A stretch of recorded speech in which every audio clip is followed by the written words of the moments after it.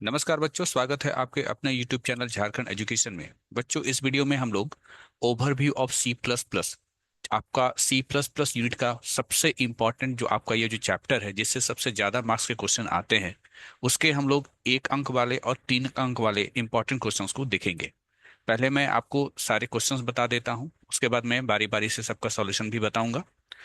1 अंक वाले क्या क्या प्रश्न हो सकते हैं, जैसे what is C plus plus, C plus plus क्या होता है, what is data type, what is variable, what is keywords, what is literals या constant, what is identifiers, what is function, what is array, what is pointer, name 3 loops, name the 3 jump statement, what is structure. Question number 13, what will be the size of this, this and this, इसका size बताना है। Question number 14, how many times this loop executes, आपको बताना है ये loop कितनी बार execute करेगा। Question number जो आपका 15 है वो है write the output of the following program. ठीक है, आपको बताना है कि इस प्रोग्राम का आउटपुट क्या होगा। अब हम लोग बात करेंगे 3 मार्क्स टाइप क्वेश्चंस की। इसमें देखिए सबसे पहला question, what data type would you use to represent the following items. आपको यहाँ पर कुछ स्टेटमेंट दिया गया है और स्टेटमेंट को पढ़ करके आपको बताना है कि क्या डेटा टाइप्स होनी चाहिए। ठीक है, यहाँ पर मैंने ए से लेकर एफ लिखा है। हो सकता है आपके एग्जाम में केवल 2 या केवल 3, है ना, केवल 3 पूछने के लिए आएगा, 3 रहेगा, ए बी सी रहेगा या ए बी रहेगा। यहाँ पर मैंने ज्यादा क्वेश्चन स्टिक लिख दिया है ताकि आपकी थोड़ी प्रैक्टिस भी हो पाए। फिर है क्वेश्चन नंबर 2, काफी इंपॉर्टेंट है, ये हर साल आता ही आता है, बस केवल अंक बदल दिया जाता है।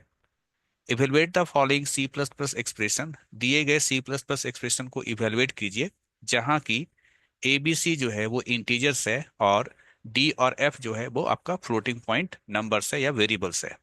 साथ ही साथ आपको बताया गया है ए का वैल्यू 4, बी का वैल्यू 5 और डी का वैल्यू 1.5।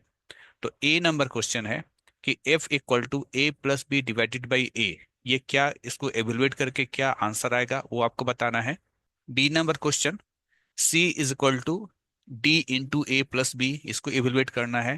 क्वेश्चन नंबर सी है C is equal to A plus plus into D plus A, ये निकालना है। और क्वेश्चन नंबर डी है F is equal to A plus plus into D plus और यहाँ पर प्लस प्लस ए। तो इसका हम लोग सॉल्यूशन करेंगे अभी आगे चल करके। क्वेश्चन नंबर 3 है write the output of the following program. ठीक है, इस प्रोग्राम का आपको आउटपुट बताना है, देखेंगे आगे चल करके। क्वेश्चन नंबर 4 जो है यहाँ भी आपको कहा जा रहा है कि आपको आउटपुट बताना है। आप देख रहे हैं ये लूप से संबंधित क्वेश्चन है। क्वेश्चन नंबर जो 5 है यहाँ भी आपको प्रोग्राम का आउटपुट बताना है, ये भी देखिए लूप से संबंधित क्वेश्चन है। और क्वेश्चन नंबर 6 यहाँ भी आपको आउटपुट बताना है, ये भी लूप से संबंधित एक क्वेश्चन है। क्वेश्चन नंबर का 7 देखें तो यहाँ भी आपको आउटपुट बताना है और ये भी आपका लूप से संबंधित क्वेश्चन है। तो लूप से संबंधित क्वेश्चंस जो है वो आता ही आता है। ठीक है, तो इसलिए यहाँ पर जो है ज्यादा से ज्यादा क्वेश्चंस आपको प्रैक्टिस कराने के लिए भी, और कुछ क्वेश्चंस ऐसे भी हैं जो आपका पीवाईक्यू से है। ठीक है, तो दोनों है ना, पीवाईक्यू के से भी है और काफी इंपॉर्टेंट भी है, इसलिए हम इन सारे क्वेश्चंस को देखेंगे। नाउ सॉल्यूशन करते हैं। पहले 1 मार्क्स वाले क्वेश्चंस का। पहला क्वेश्चन था what is C plus plus, तो 1 मार्क के लिए है, तो छोटा सा ही आंसर लिखना है, 1 लाइन में ही लिखना है। C plus plus is an object oriented high level programming language. दूसरा है what is data type, data type क्या होता है, तो data type specify the type of data that a variable can store. Data type जो होता है ये डेटा के टाइप को बताता है, जो कि ये भी बताता है कि वेरिएबल में किस टाइप का डेटा स्टोर होगा। क्वेश्चन नंबर 3 है व्हाट इज वेरिएबल, वेरिएबल क्या होता है। Variables are container for storing data values, variable एक कंटेनर की तरह होता है जो डेटा वैल्यू को स्टोर करता है।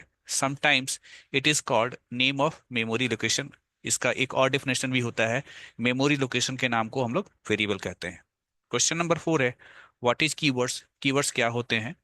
Keywords are predefined reserve word, ठीक है, पहले से डिफाइन किया गया रिजर्व वर्ड होता है, दैट हैव स्पेशल मीनिंग, जिसका कि खास मीनिंग होता है। क्वेश्चन नंबर 5 है व्हाट इज लिटरल्स या कांस्टेंट, लिटरल्स या कांस्टेंट क्या होते हैं। इसका उत्तर होगा in C plus plus programming language literals are fundamental elements use to represent fixed value. C plus plus programming language में लिटरल्स या कांस्टेंट फंडामेंटल एलिमेंट्स होते हैं जो क्या रिप्रेजेंट करता है, फिक्स वैल्यू को रिप्रेजेंट करता है, या ये कह सकते हैं फिक्स वैल्यू को हम लोग लिटरल्स या कांस्टेंट कहते हैं। This values can include numbers, characters, string and more. ये जो वैल्यू होंगे ये नंबर्स भी हो सकते हैं, कैरेक्टर्स भी हो सकते हैं, स्ट्रिंग भी हो सकते हैं, और भी बहुत कुछ हो सकते हैं। क्वेश्चन नंबर 6 है, व्हाट इज आइडेंटिफायर? आइडेंटिफायर क्या होता है? Identifier are the unique name, ठीक है, ये यूनिक नाम होता है, given to variable, function, classes, structure और other entities within the program. ठीक है, प्रोग्राम में जो वेरिएबल्स होते हैं, फंक्शन होते हैं, क्लासेस होते हैं, स्ट्रक्चर होते हैं, या और भी जो दूसरे एंटिटीज होते हैं, है ना, उनका जो यूनिक नाम होता है उस नाम को हम लोग आइडेंटिफायर कहते हैं। Question number 7, what is function? Function क्या होता है? उत्तर है, a function is a block of code. ये ब्लॉक ऑफ कोड होता है विच runs when it is called. जब हम लोग इसको कॉल करते हैं तब ये आपका कोड रन करता है। Functions are use to perform certain actions. Function का इस्तेमाल हम लोग कुछ सर्टेन एक्शंस को, यानी कुछ काम को करवाने के लिए करते हैं। And they are important for reusing code. और हम लोग फंक्शन की मदद से कोड को रीयूज करते हैं। Question number 8, what is array? An array can be defined as a group or collection of similar kind of elements or data items। ठीक है, एरे को आप इस प्रकार से डिफाइन कर सकते हैं कि ग्रुप ऑफ या कलेक्शन ऑफ, है ना, डेटा आइटम होता है या एलिमेंट होता है। जो भी डेटा आइटम होंगे या जो भी एलिमेंट होंगे वो सभी सिमिलर काइंड के होंगे, यानी एक टाइप के ही होंगे, यानी एक प्रकार के वैल्यूज का कलेक्शन या ग्रुप क्या कहलाता है? एरे कहलाता है। That are stored together in continuous memory spaces, जो कि लगातार मेमोरी लोकेशन में ये सारे एलिमेंट या डेटा आइटम स्टोर होते हैं। Question number 9, what is pointer? हालांकि क्वेश्चन जो है ओवरव्यू सी प्लस प्लस में भी पूछा जा सकता है, या पॉइंटर जो चैप्टर है उसके अंतर्गत भी पूछा जा सकता है। पूछा जा रहा है पॉइंटर क्या है। A pointer is special variable that stores memory address of some other variable. Pointer एक खास तरह का वेरिएबल होता है जो किसी अन्य वेरिएबल के एड्रेस को स्टोर करता है। Question number 10, name 3 loops. 3 loop के नाम बताइए। तो यहाँ पर बताया गया है 3 लूप का नाम, फोर लूप, वाइल लूप और डू वाइल लूप। अगला क्वेश्चन है, name 3 jump statement. 3 jump statement के नाम बताइए। तो 3 जंप स्टेटमेंट है हमारा ब्रेक, कंटिन्यू और गो टू। क्वेश्चन नंबर 12 है, व्हाट इज स्ट्रक्चर? स्ट्रक्चर क्या होता है? तो structure is user defined data type. Structure एक यूजर डिफाइंड डेटा टाइप होता है। It is collection of values which are related to each other, है ना, आपस में संबंधित वैल्यूज का कलेक्शन होता है। क्वेश्चन नंबर 13 है, what will be the size of ए?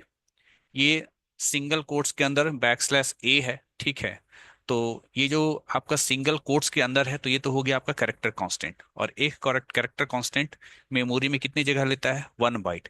तो पहले वाले का जो आंसर होगा वो होगा आपका यहाँ पर 1, यानी 1 बाइट। बी नंबर देखिए, यहाँ पर देखिए डबल कोट के अंदर क्या क्या है? ए, है ना, बैकस्लैश ए। ये मेमोरी में कुछ इस प्रकार से स्टोर होगा। ए बैकस्लैश ए एक कैरेक्टर माना जाएगा, और यहाँ पर अंत में आपका बैकस्लैश 0, यानी यहाँ पर इसका साइज कितना हो जाएगा? 3। ठीक है, तो याद रखना है डबल कोट में जो चीजें होती हैं उसके साथ ये /0 जिसको हम लोग नल कहते हैं, ये ऑटोमेटिकली ऐड हो जाता है, और इस प्रकार से जो है उसका साइज हम लोग एक प्लस करके लिखते हैं। तो यहाँ पर आपका ये एक कैरेक्टर, ये दूसरा कैरेक्टर, और /0 ये तीसरा कैरेक्टर, तो इसका साइज क्या हो जाएगा हम लोग का? इसका साइज हो जाएगा 3 बाइट। अगला यहाँ पर देखिए, यहाँ पर लिखा हुआ है IAS, ये हाइफन है, 76 है, और /T है। तो एक कैरेक्टर, दो कैरेक्टर, 3 4 5 6, ये मिलके 7, और ये मिलके 8, तो इसका साइज जो होगा वो आपका होगा 8 बाइट। अगला क्वेश्चन है, how many times this loop executes? ये लूप कितनी बार एग्जीक्यूट होगा? फॉर लूप है, आई का वैल्यू कहाँ से शुरू हो रहा है? आई का वैल्यू 1 से शुरू हो रहा है, ठीक है। I is greater than 0। क्या ये आई का जो वैल्यू है ये ग्रेटर देन 0 है? तो आप बोलेंगे हाँ है। तो ये जो आपका बॉडी है ये एग्जीक्यूट करेगा, यानी आई का वैल्यू 1 प्रिंट करेगा। यहाँ से फिर जाएंगे, आई प्लस प्लस होके आई का वैल्यू 2 हो जाएगा। फिर जाके चेक करेंगे 2 इज ग्रेटर देन 0, तो हाँ, ठीक है, कंडीशन ट्रू। फिर से जो है सी आउट, ये जो स्टेटमेंट है ये प्रिंट करेगा, आई का वैल्यू 2 प्रिंट करेगा। यहाँ से जाएंगे प्लस प्लस होके आई क्या हो जाएगा? 3 हो जाएगा। Greater than 0, yes. अब आप देख रहे हैं कि आई का वैल्यू तो बढ़ता चला जा रहा है, 5 6 7 8 सब कुछ होगा। इसका मतलब ये जितना भी नंबर होगा सब तो 0 से बड़ा होगा, यानी ये लूप तो हमारा चलता चला जाएगा। दैट मीन्स ये लूप जो है कितनी बार एग्जीक्यूट होगा? तो इनफाइनाइट ठीक है, इनफाइनाइट, क्योंकि ये कंडीशन हमेशा ट्रू ही रहेगा। आई बढ़ रहा है और जो भी आई का वैल्यू है वो सब तो जीरो से बड़ा है, तो कंडीशन हमेशा ट्रू होता रहेगा। तो इसलिए ये लूप कितनी बार चलेगा? इनफिनाइट टाइम चलेगा। क्वेश्चन नंबर 15 है, write the output of the following programme. यहाँ पर देखिए, एन नाम का एक वेरिएबल है, ठीक है। तो एन नाम का क्या है? एन नाम का आपका एक वेरिएबल है जिसमें 5 स्टोर है, ठीक है। सी आउट लाइन 1, ये डबल कोट के अंदर है तो प्रिंट करेगा लाइन 1 कोलोन। यहाँ पर लिखा है प्लस प्लस एन, तो यहाँ पर देखिए प्लस प्लस आगे लगा हुआ है, तो क्या होगा? मेमोरी में इसका वैल्यू बढ़ जाएगा एक, ठीक है, एक बढ़ जाएगा, हो जाएगा 6। तब प्रिंट करेगा चेंज देन यूज। पहले चेंज किया, मेमोरी में चेंज हो गया, 6 हो गया, अब उस वैल्यू को यूज करेगा यानी प्रिंट करेगा, तो प्रिंट करेगा 6। इसके बाद आप आते हैं इस लाइन में, यहाँ लिखा है लाइन 2, ठीक है। तो लाइन 2 ऐसे प्रिंट करेगा। और N plus plus, plus plus बाद में लगा है, मतलब हम 6 से 7 तो करेंगे, बाद में करेंगे, अभी इसको प्रिंट करवा लेंगे। तो अभी ये प्रिंट करेगा 6, लेकिन प्रिंट करके मेमोरी में ये खुद के वैल्यू को 7 कर लेगा। अब आते हैं यहाँ पर सी आउट लाइन 3 लिखा हुआ है, तो लाइन 3 डबल कोट के अंदर है, तो लाइन 3 प्रिंट करेगा। अब यहाँ पर है plus plus N, plus plus अगर पहले लगा है मतलब बढ़ा लो। अब हम बढ़ाने जा रहे हैं, तो देख रहे हैं कि मेमोरी में तो मेरा जो है एन का वैल्यू 7 है, तो बढ़ाना तो है ही, तो 7 से बढ़ के क्या? 8, ठीक है। अब बढ़ा हुआ जो वैल्यू 8 है, अब वो प्रिंट किया जाएगा इस तरीके से। तो इस तरीके से ये आपका क्या होगा? प्रोग्राम का आउटपुट होगा, ठीक है। तो देखिए प्लस प्लस जो है एक बार है, 2 बार है, 3 बार है, तो एन का वैल्यू 3 बार बढ़ा, कैसे कैसे? 5 से ये 6 भी हुआ, 7 भी हुआ, 8 भी हुआ, लेकिन आपको आउटपुट में क्या दिख रहा है? 6 2 बार और एक बार 8। क्यों हुआ वो मैंने अभी आपको जो है समझा दिया ड्राई रन करके। अब हम लोग 3 मार्क्स वाले टाइप के क्वेश्चंस को देखेंगे। What data type would you use to represent the following item, ठीक है, क्या डेटा टाइप का इस्तेमाल करेंगे? Area of circle. अब एरिया ऑफ सर्कल होगा तो आप जानते हैं ना, पाई आर स्क्वायर, यानी 3.14 इंटू आर। अब पॉइंट से कोई भी चीज मल्टीप्लाई होकर के जो भी रिजल्ट आएगा वो तो पॉइंट में ही होगा, ठीक है। तो पॉइंट वाला वैल्यू के लिए हम लोग कौन सा डेटा टाइप इस्तेमाल करेंगे? तो फ्लोट इस्तेमाल करेंगे। इसके बाद अगला क्वेश्चन है द पॉपुलेशन ऑफ सिटी। अब किसी शहर की जो जनसंख्या है वो तो पॉइंट में नहीं हो सकता है, वो तो होल नंबर में होगा। अब होल नंबर के लिए आपके पास दो डेटा टाइप होता है, एक इंट होता है और आपका एक क्या होता है? लॉन्ग इंट होता है। इंट का रेंज कम होता है, लॉन्ग इंट का जो है रेंज ज्यादा होता है। अब जाहिर सी बात है शहर की जनसंख्या जो होगी वो तो बहुत बड़ी होती है, ठीक है, तो उसके लिए जो सुटेबल डेटा टाइप होगा वो हमारा लॉन्ग होगा। सी नंबर है, the number of student in a class. किसी क्लास में स्टूडेंट की संख्या, तो स्टूडेंट की संख्या क्या हो सकती है? 50 हो सकता है, 100 हो सकता है, ठीक है। अब हजारों में तो नहीं हो सकता है एक क्लास में स्टूडेंट का संख्या, तो इसके लिए हम लोग यहाँ पर इंट लेंगे, क्योंकि इंट का जो रेंज होता है वो कम होता है। क्वेश्चन नंबर डी है, द ग्रेड। ग्रेड कैसे होता है? A grade, B grade, C grade, यानी कोई भी अगर ग्रेड होता है वो एक लेटर होता है, ठीक है। तो ग्रेड अटेंडेड है ना, attend by a student in a class, किसी क्लास में स्टूडेंट ने कोई ग्रेड पाया, तो उसके लिए कौन सा डेटा टाइप लिखेंगे? अब किसी को ए ग्रेड मिलता है या फिर बी ग्रेड मिलता है, ये क्या है? ये कोई संख्या तो है नहीं, इसके लिए डेटा टाइप क्या होगा? कैर होगा। अगला question, the average mark in a class. किसी क्लास में एवरेज मार्क्स, अब एवरेज मार्क्स जो होगा वो कोई ज़रूरी नहीं है कि किसी का 70 हो सकता है 70.5 भी हो सकता है, यानी पॉइंट में भी हो सकता है। इसलिए हम लोग यहाँ पर इसका क्या लेंगे? फ्लोट लेंगे। अगला, द सैलरी ऑफ एम्प्लॉय। अब एम्प्लॉय का जो सैलरी होगा वो तो रुपया पैसा में होगा, ठीक है। तो इसके लिए जो डेटा टाइप हमारा सुटेबल होगा वो क्या होगा? फ्लोट, क्योंकि फ्लोट याद रखिए जो है, फ्लोट आपका पॉइंट वाला संख्या को जो है सपोर्ट करता है, या जो पॉइंट वाला जो वैल्यू होता है उसके लिए फ्लोट का इस्तेमाल किया जाता है।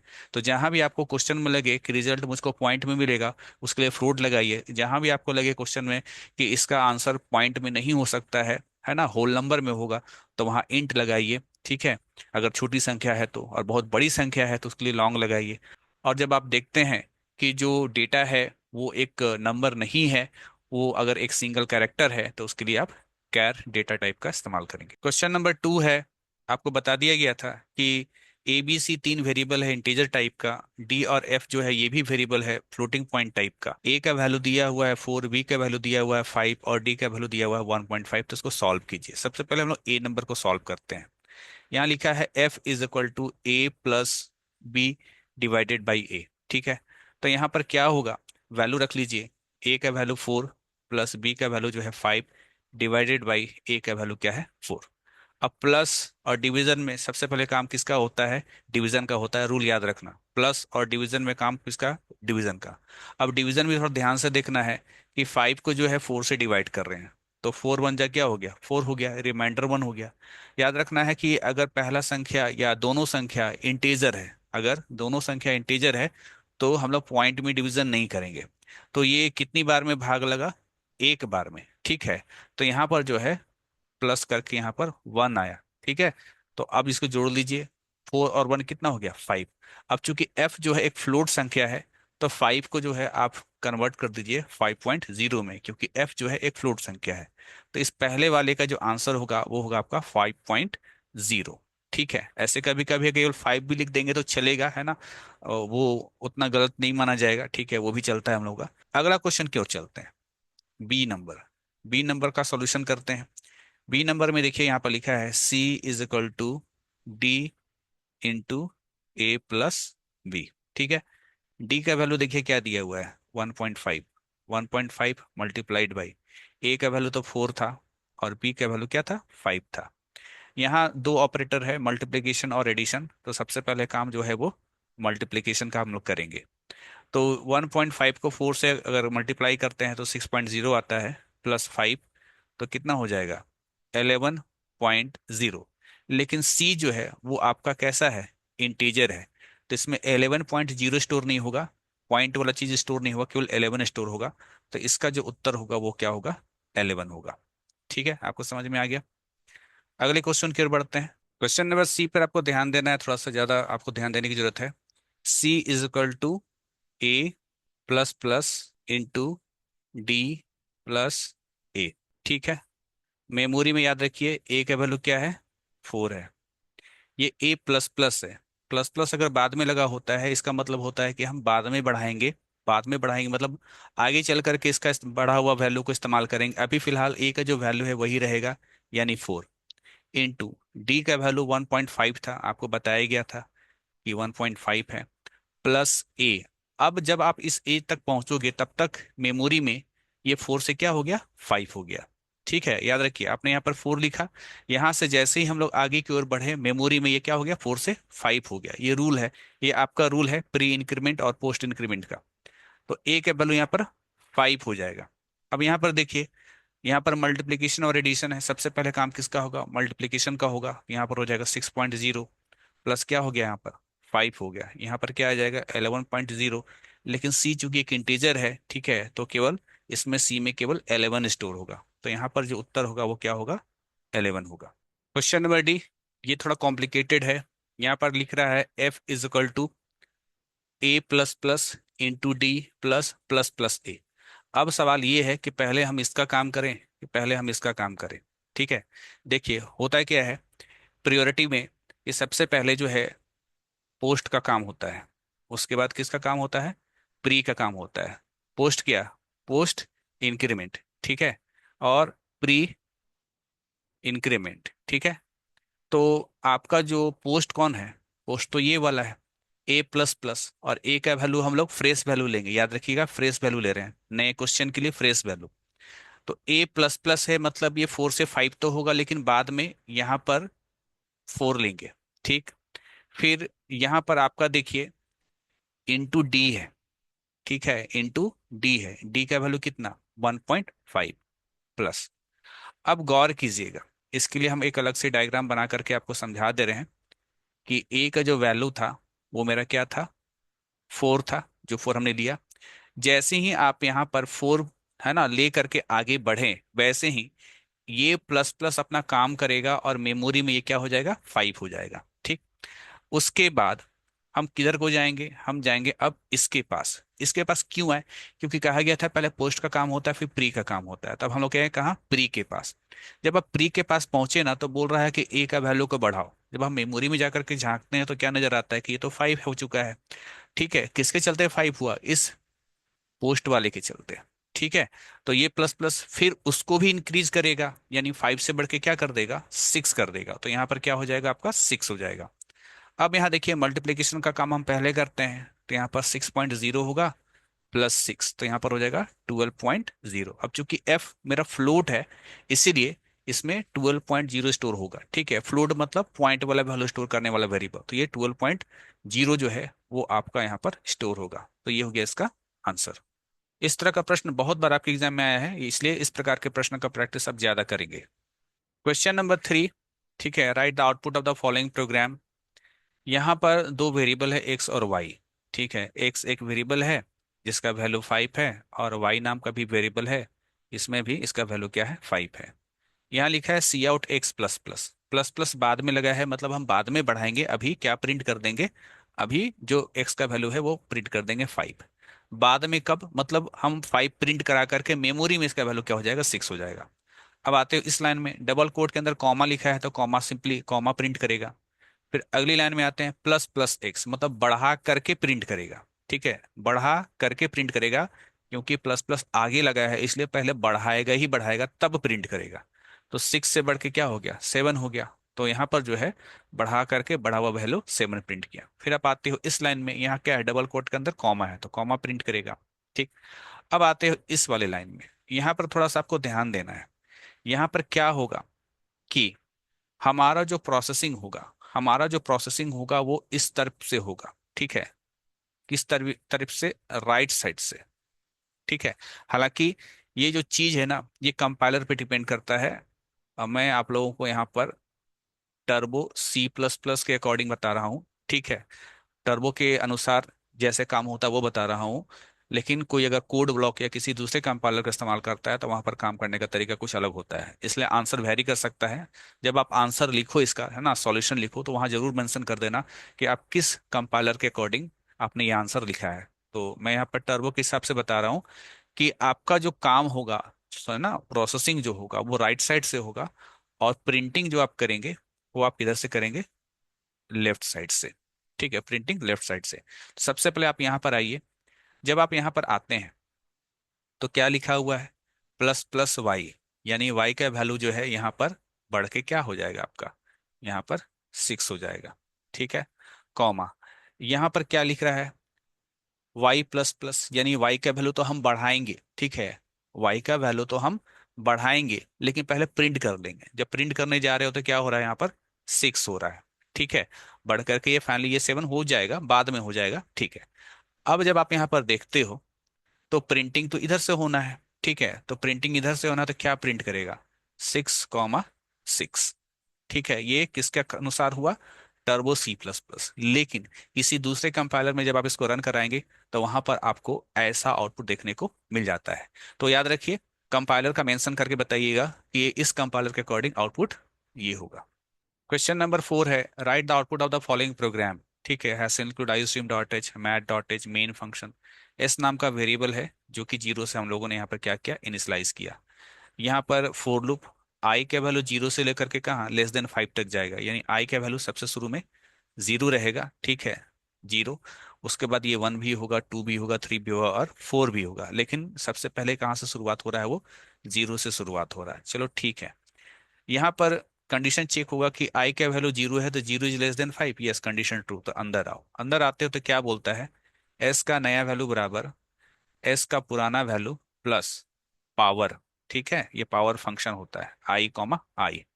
तो समझ लीजिए, एस का नया वैल्यू बराबर एस का पुराना वैल्यू, पुराना वैल्यू क्या है, जीरो है। ठीक है, पावर, अभी आई कितना है, जीरो, तो जीरो का पावर जीरो जीरो होता है। ठीक है, तो जीरो प्लस जीरो का पावर जीरो है ना, यहाँ पर पावर जीरो कॉमा जीरो का मतलब हो गया जीरो का पावर जीरो। ठीक, तो जीरो तो क्या हो गया, जीरो हो गया, यानी एस अपडेट होके क्या हो गया, जीरो हो गया। यहाँ पर आइए क्या लिखता है, cout slash N, new line में जाकर के प्रिंट कीजिए आई का वैल्यू और एस का वैल्यू। तो आई जो है अभी मेरा क्या है, जीरो है, तो जीरो प्रिंट करेगा, और एस का वैल्यू अभी आपको क्या मिला, जीरो, तो ये क्या प्रिंट करेगा, जीरो प्रिंट करेगा। ठीक है, अब ये लूप का बॉडी एक बार एग्जीक्यूट किया, यहां से फिर जाएंगे आई प्लस प्लस के पास, और आई का वैल्यू बढ़ के क्या हो जाएगा, अब 1 हो जाएगा। ठीक, अब 1 होने के बाद अगला काम क्या होगा, अगला काम ये होगा कि 1 क्या 5 से छोटा है, कंडीशन तो चेक होगा ना यहाँ वाला। तो हाँ, आई का वैल्यू 1 जो है 5 से छोटा है, कंडीशन ट्रू। फिर से आप यहाँ पर आएंगे, और जब आप यहाँ पर आएंगे तो एस का नया वैल्यू बराबर एस का पुराना वैल्यू जो कि मेरा जीरो है, प्लस पावर किसका 1, 1, क्योंकि आई 1 हो चुका है। यहाँ हो गया 0, 1 का पावर 1 होगा 1, यानी एस अपडेट होके क्या हो चुका है आपका 1 हो चुका है। फिर आपका आई के वैल्यू 2 होगा। ठीक है, जब 2 होगा तो यहाँ पर 2 का पावर 2 हो जाएगा, यानी क्या हो जाएगा 4 हो जाएगा। और आपका जो आई था, ठीक है, आई आई नहीं, एस, एस को नहीं बोलना है। आपका जो एस था लास्ट टाइम, देखिए यहाँ पर क्या है 1 है, पुराना वैल्यू 1 है। तो यहाँ पर हो जाएगा आपका 1 + 2 का पावर 2 यानी कि 4। तो यहाँ पर प्रिंट भी करते जाना है। ठीक है, आई का वैल्यू 0 तो सम भी 0, आई का वैल्यू 1 तो सम भी 1, आई का वैल्यू जब हो गया 2 तो सम का वैल्यू 5। ठीक है, और जब आई का वैल्यू जो है आपका हो जाएगा 3, ठीक है, तो 3 हो जाएगा, मान लीजिए यहाँ पर 3 हो गया, तो यहाँ पर हो जाएगा 9, 3 का पावर 3 9, और पहले से यहाँ पर क्या था, पहले से यहाँ पर आपका जो है आया हुआ था 5, यहाँ पर 5 होगा। तो 9 5 कितना होता है 14 होता है, तो यहाँ पर हो जाएगा 14। ठीक है, अगली बार क्या होगा, तो अगली बार जो है आई का वैल्यू 4 होगा, आई का वैल्यू 4 होगा तो यहाँ पर हो जाएगा 4 का पावर 4 16, और पहले से जो है मेरा इसमें क्या था, पहले से मेरा यहाँ पर एस में 14 था, तो 14 इसमें ऐड कर दो, 0 30, यानी कि ये। तो ये जो होगा आपका प्रोग्राम का आउटपुट होगा यहाँ से यहाँ तक। ठीक है, आप देख लेना। तो लूप का प्रैक्टिस करना बड़ा जरूरी है, लूप का प्रैक्टिस होगा तो ही आप इसका आंसर बता पाओगे। अगले क्वेश्चन की ओर बढ़ते हैं। अगला क्वेश्चन भी सेम है, ठीक है, लगभग सेम है। यहाँ पर आई का वैल्यू 1 से शुरू होगा और कहाँ तक जाएगा, आई इज लेस देन 11। तो इस कोड को ध्यान से लिख लीजिए। ठीक है, ये आपका जो है क्वेश्चन नंबर 5 है, और आप कमेंट में मुझे बताना कि क्वेश्चन नंबर 5 का आउटपुट क्या होगा। ठीक है, प्रोग्राम का आउटपुट क्या होगा ये आप कमेंट में करके जरूर बताना। क्वेश्चन नंबर 6 लूप वाला ही प्रोग्राम है। आई का वैल्यू 12 से शुरू हो रहा है। ठीक है, आई का वैल्यू कहाँ से शुरू हो रहा है 12 से। आई का वैल्यू जो है वो ग्रेटर देन 1 है, क्या ये जो है 1 से बड़ा है 12, तो हाँ है, कंडीशन ट्रू। तो आई का वैल्यू क्या प्रिंट करो, आई का जो वैल्यू वो प्रिंट करो, यानी 12 है तो 12 प्रिंट करो। इंड एल का मतलब क्या होता है, कर्सर को न्यू लाइन में ले आओ। यहां से जब आप वापस आओगे तो बोल रहा है आई का नया वैल्यू बराबर आई का पुराना वैल्यू -2। तो आई का नया वैल्यू बराबर आई का पुराना वैल्यू 12 था, उसमें 2 घटा दो तो क्या हो गया आपका 10 हो गया, यानी आई का वैल्यू घट करके क्या हो गया आपका 10 हो गया। फिर चेक होगा यहाँ पर, इस जगह पर, कि जो आई का वैल्यू है अब हो चुका है 10, क्या 10 1 से बड़ा है, तो हाँ है, कंडीशन ट्रू। तो फिर से लूप के बॉडी में आओगे और फिर से आई का जो करंट वैल्यू है वो 10 जो है वो आपका प्रिंट होगा इंडल से न्यू लाइन में। यहां से जाओगे तो आई इक्वल टू आई -2, यानी आई का नया वैल्यू बराबर आई का पुराना वैल्यू -2, यानी घटकर 8 होगा। फिर चेक होगा 8 इज ग्रेटर देन 1, यस, तो आई के वैल्यू 8 प्रिंट करेगा। तो आप समझ रहे हो कि जितनी बार ये लूप चलेगा, चलने के बाद आई के वैल्यू दो दो घटता चला जाएगा। ठीक है, घट के ये 6 होगा, फिर 4 होगा, फिर 2 होगा। ठीक है, और 0 नहीं होगा।